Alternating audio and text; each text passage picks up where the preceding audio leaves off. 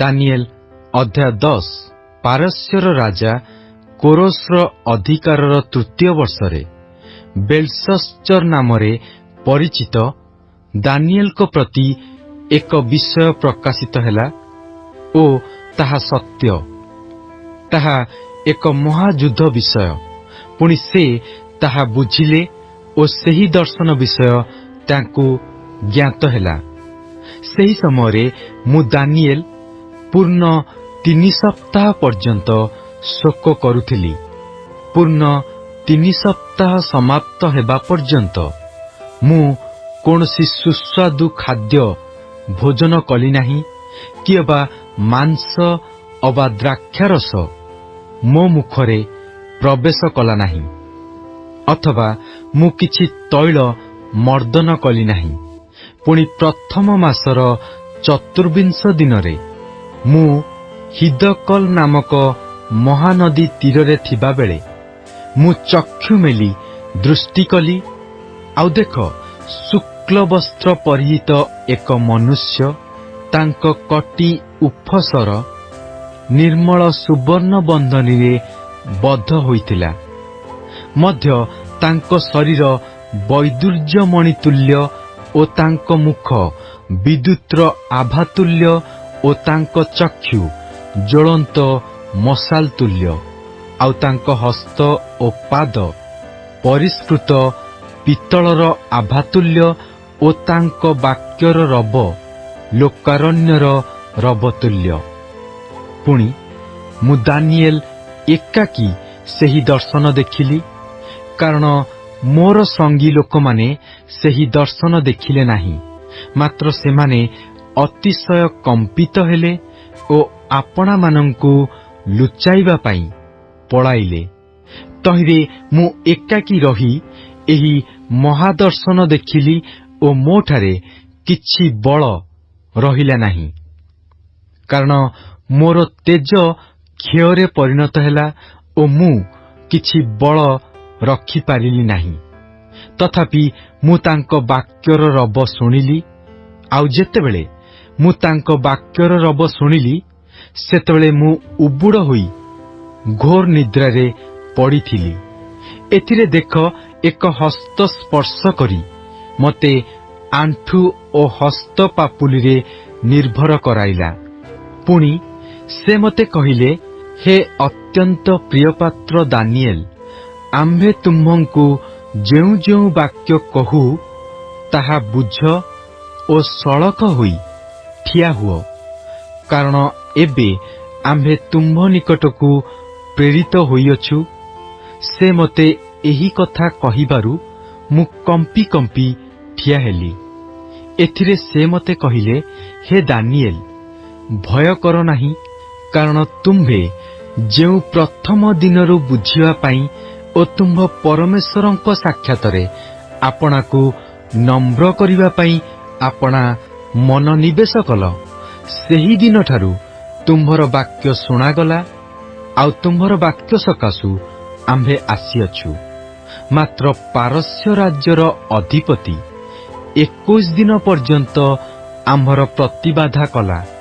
ମାତ୍ର ଦେଖ, ପ୍ରଧାନ ଅଧିପତିମାନଙ୍କର ମଧ୍ୟରୁ ମିଖାଏଲ ନାମରେ ଜଣେ ଆମ୍ଭର ସାହାଯ୍ୟ କରିବାକୁ ଆସିଲେ, ଆଉ ଆମ୍ଭେ ସେ ସ୍ଥାନରେ ପାରସ୍ୟର ରାଜଗଣର ସଙ୍ଗରେ ରହିଲୁ। ଏବେ ଶେଷ କାଳରେ ତୁମ୍ଭ ଲୋକମାନଙ୍କ ପ୍ରତି ଯାହା ଘଟିବ, ତାହା ତୁମ୍ଭକୁ ବୁଝାଇ ଦେବା ପାଇଁ ଆମ୍ଭେ ଆସିଅଛୁ। କାରଣ ଦର୍ଶନ ଆହୁରି ଅନେକ କାଳ ପର୍ଯ୍ୟନ୍ତ ଅଛି। ସେ ମୋତେ ଏ ରୂପ କଥା କହିଲା ଉତ୍ତାରେ ମୁଁ ଭୂମିଆଡ଼େ ମୁଖ କରି ଅବାକ୍ ହେଲି। ଏଥିରେ ଦେଖ, ମନୁଷ୍ୟ ସନ୍ତାନଗଣର ଆକୃତି ବିଶିଷ୍ଟ ଏକ ବ୍ୟକ୍ତି ମୋର ଓଷ୍ଠାଧର ସ୍ପର୍ଶ କଲେ। ତହୁଁ ମୁଁ ଆପଣା ମୁଖ ଫିଟାଇ ମୋ ସମ୍ମୁଖରେ ଠିଆ ହେବା ବ୍ୟକ୍ତିଙ୍କୁ କହିଲି, ହେ ମୋର ପ୍ରଭୁ, ଏହି ଦର୍ଶନ ସକାଶୁ ମୋର ବେଦନା ମୋତେ ଆକ୍ରାନ୍ତ କରିଅଛି ଓ ମୁଁ କିଛି ମାତ୍ର ବଳ ରକ୍ଷା କରିପାରୁନାହିଁ। କାରଣ ମୋର ଏହି ପ୍ରଭୁଙ୍କର ଦାସ କି ପ୍ରକାରେ ଏହି ମୋ ପ୍ରଭୁଙ୍କ ସଙ୍ଗେ କଥାବାର୍ତ୍ତା କରିପାରେ, ସେହି କ୍ଷଣେ ମୋଠାରେ କିଛି ବଳ ଅବା ମୋ ମଧ୍ୟରେ ଶ୍ୱାସ ରହିଲା ନାହିଁ। ସେତେବେଳେ ମନୁଷ୍ୟର ଆକୃତି ବିଶିଷ୍ଟ ଜଣେ ଲୋକ ପୁନର୍ବାର ମୋତେ ସ୍ପର୍ଶ କରି ସବଳ କଲେ। ପୁଣି ସେ କହିଲେ, ହେ ଅତ୍ୟନ୍ତ ପ୍ରିୟପାତ୍ର ମନୁଷ୍ୟ, ଭୟ କର ନାହିଁ, ତୁମ୍ଭର ଶାନ୍ତି ହେଉ, ସବଳ ହୁଅ, ସବଳ ହୁଅ। ସେ ମୋତେ ଏହା କହନ୍ତେ ମୁଁ ସବଳ ହୋଇ କହିଲି, ମୋର ପ୍ରଭୁ କହନ୍ତୁ, କାରଣ ତୁମ୍ଭେ ମୋତେ ସବଳ କରିଅଛ। ତହିଁରେ ସେ କହିଲେ, ଆମ୍ଭେ କି ନିମନ୍ତେ ତୁମ୍ଭ ନିକଟକୁ ଆସିଅଛୁ, ତାହା କି ତୁମ୍ଭେ ଜାଣ? ଏବେ ଆମ୍ଭେ ପାରସ୍ୟର ଅଧିପତି ସଙ୍ଗେ ଯୁଦ୍ଧ କରିବା ପାଇଁ ଫେରିଯିବା। ଆଉ ଆମ୍ଭେ ବାହାରିଲେ, ଦେଖ, ଗ୍ରୀସର ଅଧିପତି ଆସିବ। ମାତ୍ର ସତ୍ୟ ଗ୍ରନ୍ଥରେ ଯାହା ଲିଖିତ ଅଛି ତାହା ଆମ୍ଭେ ତୁମ୍ଭକୁ ଜଣାଇବୁ। ଏମାନଙ୍କ ପ୍ରତିକୂଳରେ ଆମ୍ଭର ସାହାଯ୍ୟ କରିବା ପାଇଁ ତୁମ୍ଭମାନଙ୍କର ଅଧିପତି ମିଖାଏଲ ଛଡ଼ା ଆଉ କେହି ନାହିଁ। ଦାନିଏଲ ଅଧ୍ୟାୟ 11। ପୁଣି ମାଦୀୟ ଦାରିଆବସ୍ର ଅଧିକାରର ପ୍ରଥମ ବର୍ଷରେ ଆମ୍ଭେ ତାହାକୁ ସୁସ୍ଥିର ଓ ସବଳ କରିବା ପାଇଁ ଠିଆ ହେଲୁ। ଏବେ ଆମ୍ଭେ ତୁମ୍ଭଙ୍କୁ ସତ୍ୟ କଥା ଜଣାଇବା। ଦେଖ, ପାରସ୍ୟରେ ଆଉ 3 ରାଜା ଉତ୍ପନ୍ନ ହେବେ ଓ ଚତୁର୍ଥ ରାଜା ସେ ସମସ୍ତଙ୍କ ଅପେକ୍ଷା ଅଧିକ ଧନଶାଳୀ ହେବ। ଆଉ ସେ ଆପଣା ଧନରେ ବଳବାନ ହେଲେ ଗ୍ରୀସ ରାଜ୍ୟ ବିରୁଦ୍ଧରେ ସମସ୍ତଙ୍କୁ ଉତ୍ତେଜିତ କରିବ। ତହୁଁ ଏକ ବିକ୍ରମୀ ରାଜା ଉତ୍ପନ୍ନ ହେବ। ସେ ମହାକର୍ତ୍ତୃତ୍ୱରେ ଶାସନ କରିବ ଓ ସ୍ୱଚ୍ଛାନୁସାରେ କର୍ମ କରିବ। ଆଉ ସେ ଉତ୍ପନ୍ନ ହେଲେ ତାହାର ରାଜ୍ୟ ଭଗ୍ନ ହେବ ଓ ଆକାଶର 4 ଦିଗରେ ବିଭକ୍ତ ହେବ। ମାତ୍ର ତାହାର ବଂଶ ନିମନ୍ତେ କିଏବା ତାହାର କର୍ତ୍ତୃତ୍ୱାନୁଯାୟୀ ଶାସନ ନିମନ୍ତେ ନୋହିବ। କାରଣ ସେମାନଙ୍କ ନିମନ୍ତେ ନୁହେଁ, ମାତ୍ର ଅନ୍ୟମାନଙ୍କ ନିମନ୍ତେ ତାହାର ରାଜ୍ୟ ଉତ୍ପାଟିତ ହେବ। ପୁଣି ଦକ୍ଷିଣ ଦେଶର ରାଜା ଓ ତାହାର ଅଧିପତିମାନଙ୍କ ମଧ୍ୟରୁ 1 ଜଣ ବଳବାନ ହେବ, ଆଉ ତାହା ଅପେକ୍ଷା ବଳବାନ ହୋଇ କର୍ତ୍ତୃତ୍ୱ ପ୍ରାପ୍ତ ହେବ। ତାହାର ରାଜ୍ୟ ଏକ ବୃହତ୍ ରାଜ୍ୟ ହେବ।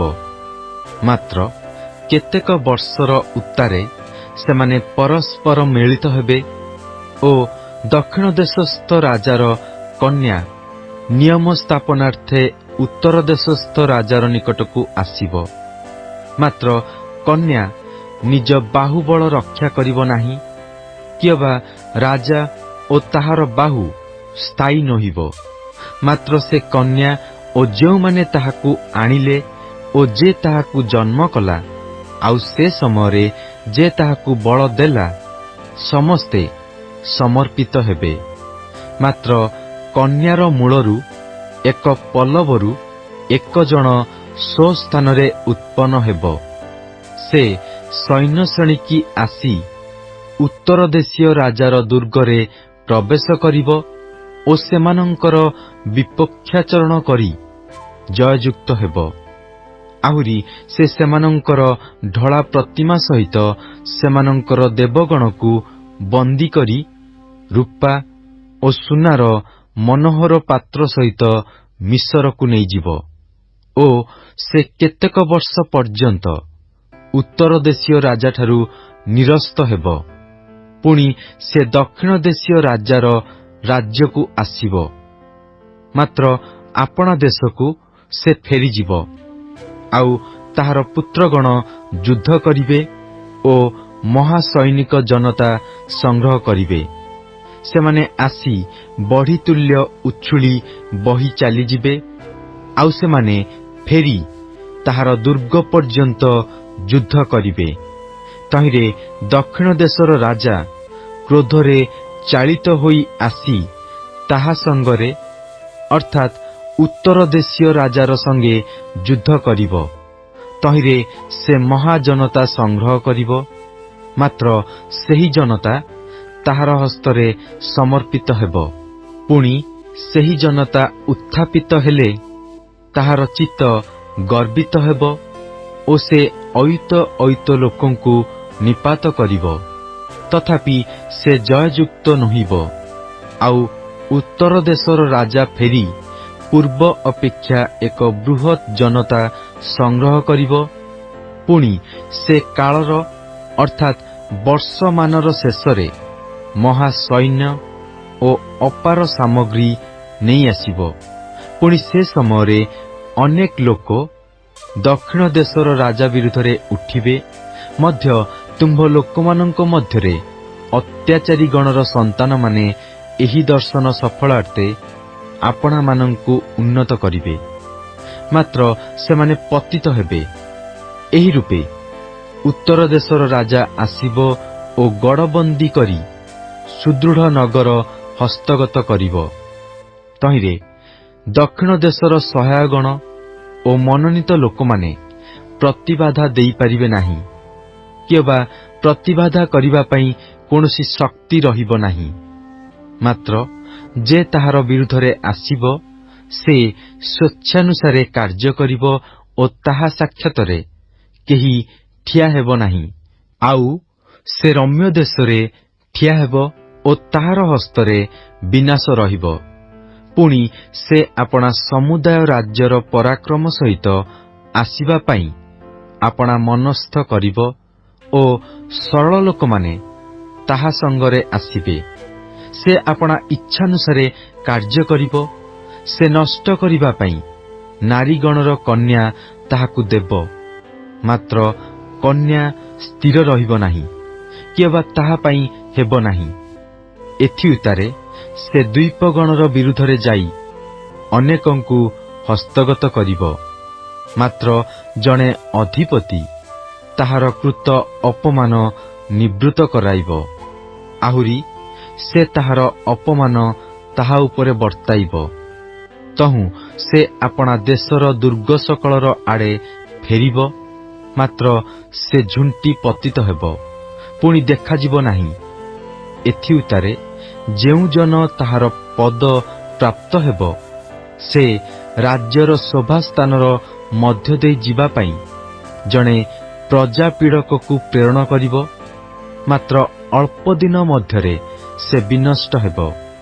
ମାତ୍ର କ୍ରୋଧରେ ନୁହେଁ, କିମ୍ବା ଯୁଦ୍ଧରେ ନୁହେଁ। ପୁଣି ଯାହାକୁ ସେମାନେ ରାଜ୍ୟର ସମ୍ମାନ ଦେଇନଥିଲେ, ଏପରି ଜଣେ ତୁଚ୍ଛ ଲୋକ ତାହାର ପଦ ପ୍ରାପ୍ତ ହେବ। ମାତ୍ର ସେ ନିଶ୍ଚିନ୍ତ ସମୟରେ ଆସିବ ଓ ଚାଟୁବାକ୍ୟ ଦ୍ୱାରା ରାଜ୍ୟ ପାଇବ। ଆଉ ପ୍ଲାବନ ରୂପ ସୈନ୍ୟଦଳ ଦ୍ୱାରା ସେମାନେ ତାହା ସମ୍ମୁଖରୁ ବହିଯିବେ ଓ ଭଗ୍ନ ହେବେ। ହଁ, ନିୟମର ଅଧିପତି ହିଁ ଭଗ୍ନ ହେବ।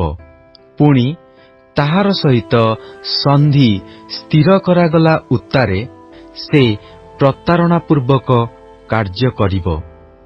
କାରଣ ସେ ଆସି ଅଳ୍ପ ଲୋକ ଦ୍ୱାରା ପରାକ୍ରମୀ ହେବ। ସେ ନିଶ୍ଚିନ୍ତ ସମୟରେ ଦେଶର ଅତ୍ୟୁତ୍ତମ ସ୍ଥାନରେ ପ୍ରବେଶ କରିବ ଓ ତାହାର ପିତୃ ଓ ପିତାମହଗଣ ଯାହା କରିନଥିଲେ ତାହା ସେ କରିବ। ସେ ସେମାନଙ୍କ ମଧ୍ୟରେ ଲୁଟ୍ ଦ୍ରବ୍ୟ ଓ ଅପହୃତ ବସ୍ତୁ ଓ ଧନ ବିଞ୍ଚିଦେବ ଓ ଦୃଢ଼ ଗଡ଼ ସକଳର ବିରୁଦ୍ଧରେ ସେ କିଛି କାଳ କୌଶଳ କଳ୍ପନା କରିବ। ପୁଣି ସେ ମହାସୈନ୍ୟଦଳ ସଙ୍ଗେ ନେଇ ଦକ୍ଷିଣ ଦେଶର ରାଜା ବିରୁଦ୍ଧରେ ଆପଣା ବଳ ଓ ସାହସ ଉତ୍ତେଜିତ କରିବ। ତହିଁରେ ଦକ୍ଷିଣ ଦେଶର ରାଜା ଅତି ବୃହତ୍ ଓ ପରାକ୍ରାନ୍ତ ସୈନ୍ୟ ଘେନି ତାହା ସଙ୍ଗେ ଯୁଦ୍ଧ କରିବ। ମାତ୍ର ସେ ସ୍ଥିର ହୋଇ ରହିବ ନାହିଁ, କାରଣ ସେମାନେ ତାହା ବିରୁଦ୍ଧରେ ନାନା କୌଶଳ କଳ୍ପନା କରିବେ। ସେମାନେ ତାହାର ଆହାର ଭୋଜନ କରନ୍ତି, ସେମାନେ ତାହାକୁ ବିନାଶ କରିବେ। ପୁଣି ତାହାର ସୈନ୍ୟଦଳ ବହିଯିବେ। ଓ ଅନେକେ ହତ ହୋଇ ପଡ଼ିବେ। ପୁଣି ଏହି ଦୁଇ ରାଜାର ଚିତ୍ତ ଅନିଷ୍ଟ କରିବାକୁ ପ୍ରବୃତ୍ତ ହେବ ଓ ସେମାନେ ଏକ ମେଜରେ ବସି ମିଥ୍ୟା କଥା କହିବେ, ମାତ୍ର ତାହା ସଫଳ ନହିବ। କାରଣ ସେତେବେଳେ ହିଁ ପରିଣାମ ନିରୂପିତ କାଳର ଅପେକ୍ଷା କରିବ। ସେତେବେଳେ ସେ ଅନେକ ସମ୍ପତ୍ତି ନେଇ ଆପଣା ଦେଶକୁ ଫେରିଯିବ ଓ ତାହାର ଚିତ୍ତ ପବିତ୍ର ନିୟମର ପ୍ରତିଫଳ ହେବ। ଆଉ ସେ ସ୍ୱେଚ୍ଛାମତ କର୍ମ କରି ଆପଣା ଦେଶକୁ ଫେରିଯିବ। ନିରୂପିତ କାଳରେ ସେ ଫେରି ଦକ୍ଷିଣ ଦେଶରେ ପ୍ରବେଶ କରିବ। ମାତ୍ର ପୂର୍ବ କାଳରେ ଯେପରି ହୋଇଥିଲା, ଶେଷ କାଳରେ ସେପରି ନହିବ। କାରଣ କିତ୍ତିମ୍ର ଜାହାଜ ସକଳ ତାହାର ବିରୁଦ୍ଧରେ ଆସିବ। ଏଥିପାଇଁ ସେ ଦୁଃଖିତ ହୋଇ ଫେରିଯିବ ଓ ପବିତ୍ର ନିୟମର ପ୍ରତିକୂଳରେ କ୍ରୋଧ କରି ସ୍ୱେଚ୍ଛାମତ କାର୍ଯ୍ୟ କରିବ। ସେ ଫେରିଯିବ ଓ ପବିତ୍ର ନିୟମ ତ୍ୟାଗୀ ଲୋକମାନଙ୍କ ପ୍ରତି ମନୋଯୋଗ କରିବ। ଆଉ ତାହାର ପକ୍ଷସ୍ଥ ସୈନ୍ୟଗଣ ଉଠି ଧର୍ମଧାମ ଅର୍ଥାତ୍ ଦୁର୍ଗ ଅଶୁଚି କରିବେ ଓ ନିତ୍ୟ ନୈବେଦ୍ୟ ନିବୃତ୍ତ କରିବେ। ଆଉ ସର୍ବନାଶକାରୀ ଘୃଣାଯୋଗ୍ୟ ବସ୍ତୁ ସ୍ଥାପନ କରିବେ।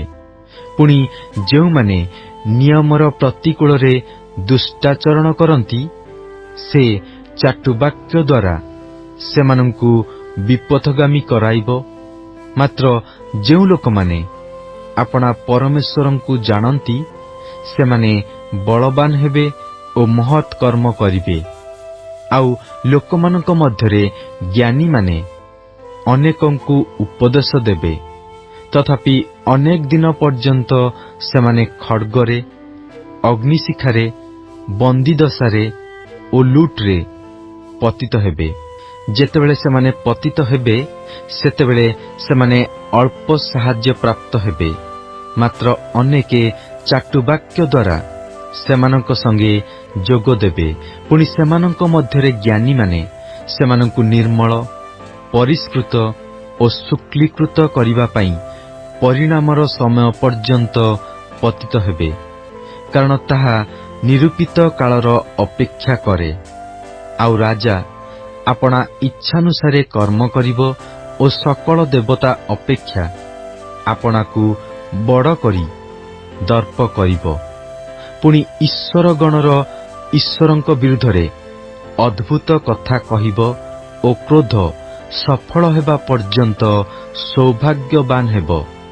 କାରଣ ଯାହା ନିରୂପିତ ହୋଇଅଛି ତାହା କରାଯିବ। ସେ ଆପଣା ପିତୃଗଣର ଦେବତାମାନଙ୍କୁ ମାନିବ ନାହିଁ, ଅଥବା ସ୍ତ୍ରୀମାନଙ୍କ ବାଞ୍ଛାକୁ କିମ୍ବା କୌଣସି ଦେବତାକୁ ମାନିବ ନାହିଁ। କାରଣ ସେ ସମସ୍ତଙ୍କ ଅପେକ୍ଷା ଆପଣାକୁ ବଡ଼ କରିବ। ମାତ୍ର ଆପଣା ସ୍ଥାନରେ ସେ ଦୁର୍ଗର ଦେବତାକୁ ସମ୍ମାନ କରିବ ଓ ତାହାର ପିତୃଗଣର ଅଜ୍ଞାତ ଦେବତାକୁ ସୁନା, ରୂପା, ବହୁମୂଲ୍ୟ ପ୍ରସ୍ତର ଓ ମନୋହର ଦ୍ରବ୍ୟ ଦେଇ ସମ୍ମାନ କରିବ। ପୁଣି ସେ ବିଦେଶୀୟ ଦେବତାର ସାହାଯ୍ୟରେ ଦୃଢ଼ତମ ଦୁର୍ଗମାନର ପ୍ରତିକୂଳରେ କାର୍ଯ୍ୟ କରିବ। ଯେ କେହି ତାହାକୁ ସ୍ୱୀକାର କରିବ, ସେ ତାହାର ଗୌରବ ବୃଦ୍ଧି କରିବ ଓ ଅନେକର ଉପରେ ସେମାନଙ୍କୁ କର୍ତ୍ତୃତ୍ୱ ପଦ ଦେବ ଓ ପାରିତୋଷିକ ରୂପେ ଭୂମି ବିଭାଗ କରିବ।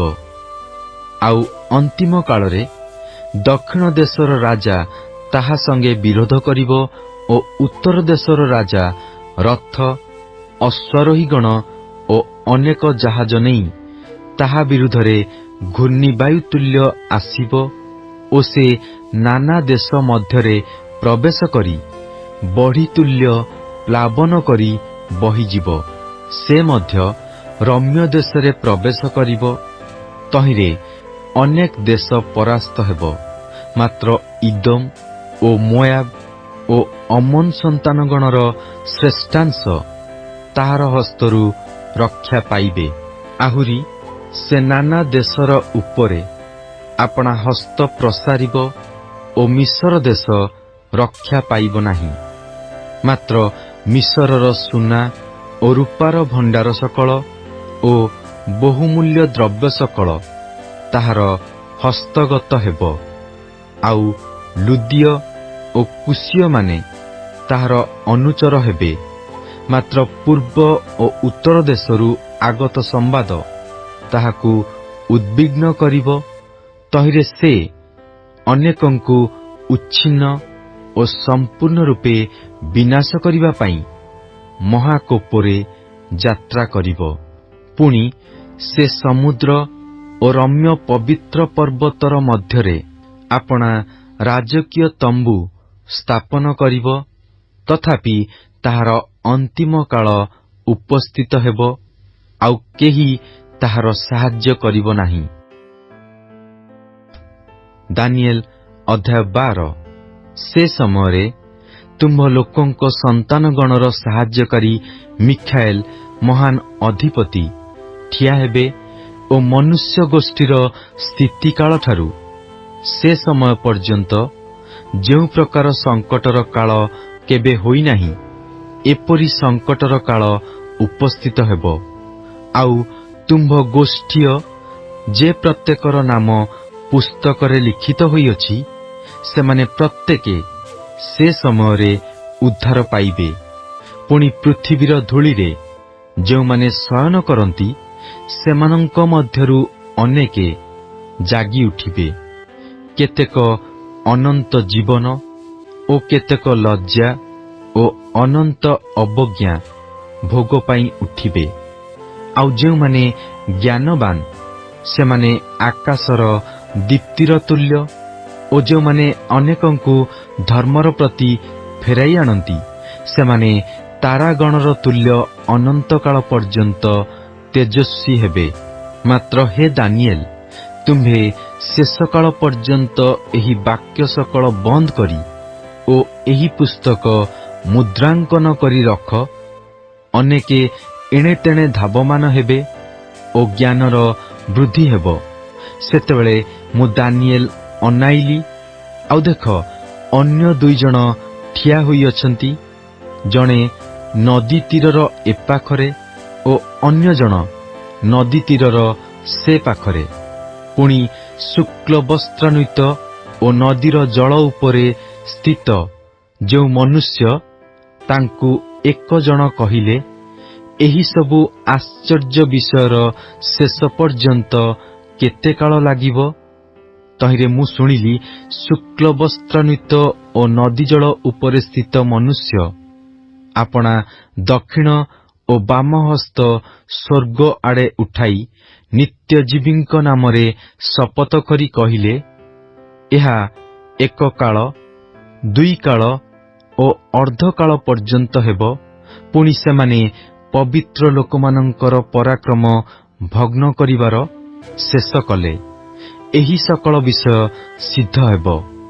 ପୁଣି ମୁଁ ଶୁଣିଲି, ମାତ୍ର ବୁଝିଲି ନାହିଁ। ତହୁଁ ମୁଁ କହିଲି, ହେ ମୋର ପ୍ରଭୁ, ଏହି ସବୁର ପରିଣାମ କି ହେବ?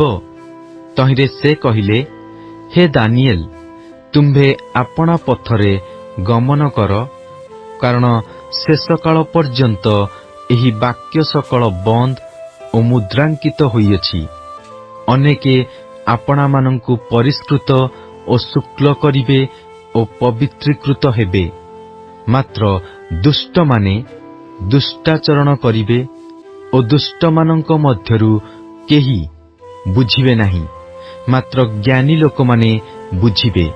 ପୁଣି ଯେଉଁ ସମୟରେ ନିତ୍ୟ ନୈବେଦ୍ୟ ନିବୃତ୍ତ ହେବ ଓ ବିନାଶକାରୀ ଘୃଣାଯୋଗ୍ୟ ବସ୍ତୁ ସ୍ଥାପିତ ହେବ, ସେହି ସମୟଠାରୁ 1290 ଦିନ ହେବ।